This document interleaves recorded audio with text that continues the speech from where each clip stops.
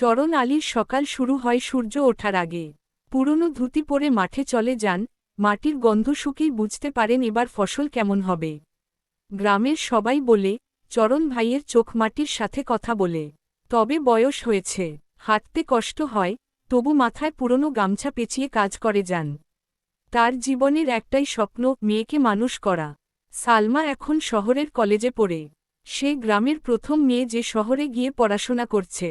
বাবার স্বপ্নকে আঁকড়ে ধরে প্রতিদিন সে কলেজে যায়, হোস্টেলে থাকে, আর চিঠি লেখে বাবাকে, বাবা, আমি ডাক্তার হব, গ্রামের মানুষের সেবা করব। কিন্তু রফিক মোল্লা সহজে ছাড়ে না। সে চায় চরণ আলীর জমি কিনে সেখানে হাউজিং বানাবে।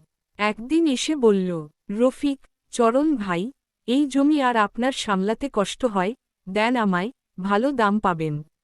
চরণ, এই জমিতে আমার মেয়ের ভবিষ্যৎ গাথা, দাম দিয়ে কি স্বপ্ন কেনা যায়? রফিক রেগে যায়। তারপর এক রাতে লোক পাঠিয়ে ধানক্ষেতে আগুন ধরিয়ে দেয়। চরণ কেঁদে পড়ে মাঠে, হে আল্লাহ, আমার সালমার স্বপ্ন পুরায় দিল।